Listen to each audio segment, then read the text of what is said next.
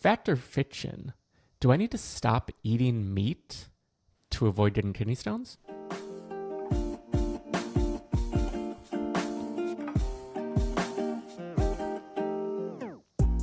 Welcome back to the Kidney Stone Diet Podcast, the show about reducing your kidney stone risk and living your best life. I'm your host and fellow student, Jeff Saris.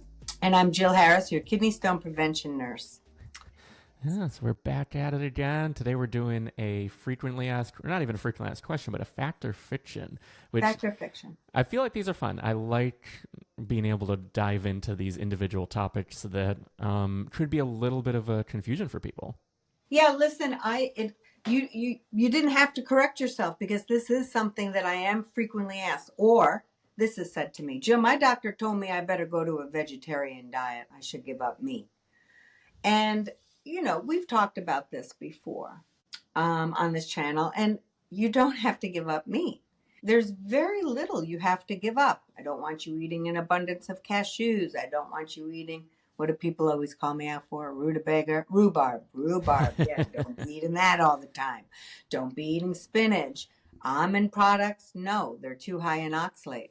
But honestly, everything, including meat, is on your table. I've also had vegetarians say, my doctor told me to start eating meat. You can't ask a patient to change their whole lifestyle unless they're eating like they're going to a 5-year-old's birthday party.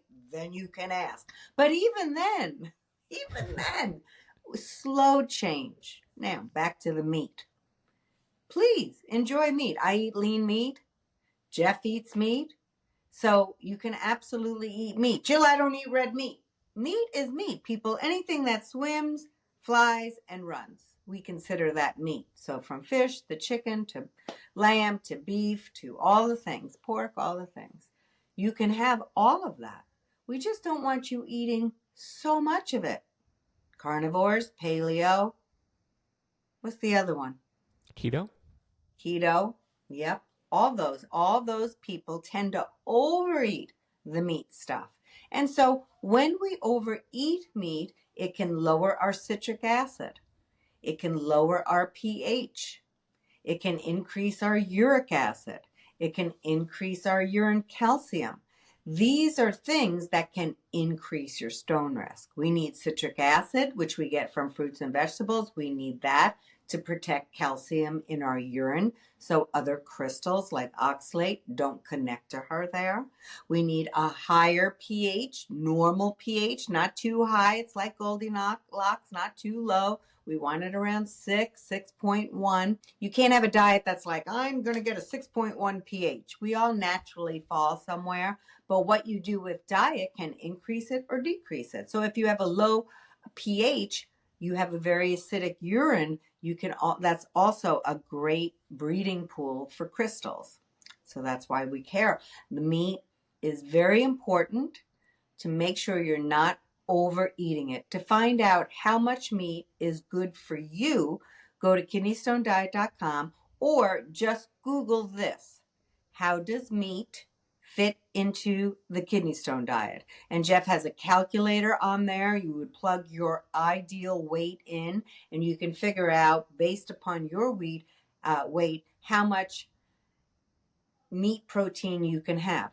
Then, separate from that, there's total protein, which will be discussed in that article. So I eat probably about 55 grams of meat protein a day. I do that because the older I got, the more I noticed it was just harder for me to balance all this. And meat is a very easy way to get your protein needs met. And I bodybuild, so if I have 6 ounces of meat, there it is. So 3 ounces for lunch, 3 ounces for dinner or breakfast, whatever I want, and I'm done with that portion, the meat protein.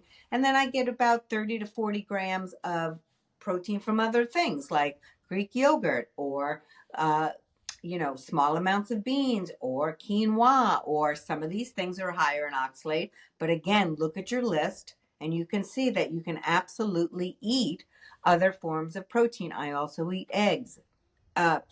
You can eat other forms of protein that are also higher in oxalate and still remain under 100 milligrams of oxalate a day. By portion size, if you're eating foods within portion size, can easily be done. So there's plenty of ways to get enough protein. Dairy is another way. For those of you that don't use dairy, there's things like, um, especially for vegans and vegetarians, pea protein is a great way to meet it. But, I have lots of stuff on the blog that will tell you this. Do you have to give up meat? 100% no. You do have to eat it responsibly and don't overeat it. And I will say this too. Some people are like, well, Jill, I do eat a lot of what they'll say I do eat a lot of meat, and my husband eats a lot of meat. I got kidney stones. He didn't. Okay. So he's not genetically predisposed to form kidney stones, and you are, or he didn't get one yet. Or he doesn't have a symptom. He has one, but he doesn't have any symptoms. Unless he's getting checked for something else, he wouldn't know. So there's, what works for somebody may not work for somebody else. It's always the analogy I give. It's like the person who smoked a pack of cigarettes a day for 60 years and didn't get lung cancer. And then there's somebody in their 50s that has lung cancer and never smoked ever. So, we just do have our genes as well. So it can be very frustrating. I had a patient today actually that she's like, I feel like I've given up so much and for my diabetes and other ailments, and now I'm eating healthy, and here I go. I was trying to do keto, and she just overate meat, and now she has uric acid stones. So it's because, and also she is a diabetic, and diabetics tend to have lower urine pH. So if you add all this meat on top of it, went even lower, and all this stuff happens. Try to eat a wide variety of foods within portion size. You'll make your oxalate goals. You can certainly still have meat. There's plenty of other ways to get protein. Go to kidneystonediet.com, the blog. There's a lot of articles on non-meat protein.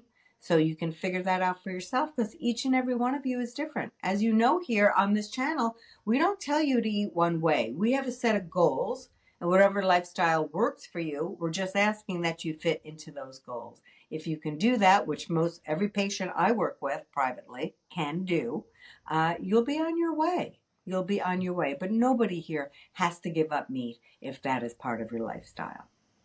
Yeah. And I think also, like how you said, like, I do this, I got a stone, this person does the same thing, didn't get a stone. I think too, there's so many variables. Oh, It's so many. hard for us to even quantify. It's why a lot of nutrition studies don't really show a complete picture, because a lot of times it's just a journal. What did you eat today? I list all these things. Oh, maybe you ignored this, or you ignored this other part of the lifestyle. And that's where these goals come into play, and why it's so important to really understand what the kidney stone diet is, how it can improve your life and your health and reduce your risk for kidney stones, and then work that into your lifestyle. Absolutely. I think keto is a great example of, and I'm not dogging keto, I'm just stating a fact, and everybody who does keto will know this. But when I'm working with my patients one-on-one, and they'll say whatever diet they're on, the people that did keto, now they've switched over to the kidney stone diet, they're just like, I was so focused on sugar that I never looked at sodium. And oh my God, have I been eating a lot of sodium? And that's why they have high urine calcium, which is a major precursor for kidney stones. And if you have high urine calcium, if you do a 24-hour urine collection, it's a main cause for kidney stones. Most of you are saying, I'm sitting here, I'm a stone maker my whole life, and my doctor says it's just a stone maker. Have you done a urine collection, Henry? No? Well, get one done. Henry calls me up. Holy Bajol, you got high urine calcium. You would never know this unless a blah, blah, blah. Next thing you know, no more stones. You get that fixed and you're on your way. But when we are focused, back in the 80s and 90s, we were so focused on fat that, again, so we took the fat out of products. I always say the Snackwell cookie deal, and we got fatter. Why? Because there was so much sugar put in those cookies. They sucked out the fat and put in sugar in the cookies. So I'm just saying, when we're micro-focused on one nutrient, or in this case, lack of any nutrients, quite frankly, one macro or one thing, sugar, salt, whatever, when we're just protein, when we're just focused on one thing, we ain't looking at nothing else. You got calories, people, you got saturated fat, you got salt, you got added sugar, you have all these things. The fact that we're going to look back on this too. Protein is extremely It's necessary. Most people that I'm doing a urine collection with, there's two types: way over protein, way under protein. The older we get, we tend to not eat enough protein. And that's a problem too, because you want to sit up. I want to be able to get out of my chair in 10 years, folks. So you do need protein. You just don't need as much as the world is telling you you need these days. Jill, I wanted to get a graham cracker, but there's no protein in it. I don't understand. I can't, nobody's eating. We're too obsessed with protein. Get the right amount for your body. Go to kidneystonediet.com and look at the blog, how meat protein fits into the kidney stone diet, and you'll get the total protein that you should be having. So, protein is just, we really are obsessed with it. We need normal amounts for our lifestyle, but we don't have to be eating 3 times the amount of protein, people. Your muscles only grow so far. There's then a point of no return. It is Yeah. nuts. Yeah, I think that's a perfect note to end on. If you want to dive deep, you want to learn everything about the kidney stone diet and how it can improve your life, head over to kidneystonediet.com. You can find the course, you can find the kidney stone diet meal plans, you can find all of the premium and free products on the site. And real quick, I just want to say thanks to Paula who joined the Patreon, patreon.com/kidneystone diet. That Oh, is thank not you, Paula. yeah, there's no extra content. It's purely for people who've asked how they can support the show That's so nice. beyond just purchasing the product. So I think that's it for this week. If you're watching on YouTube, you can go right here or maybe right here, left, right. I'm not sure which side to see the video that YouTube thinks you will like to watch next. And we want to thank you for tuning in, and we'll see you next time. Bye, everybody. Thanks, Paula, so much. How sweet is that, Jeff? It's so nice.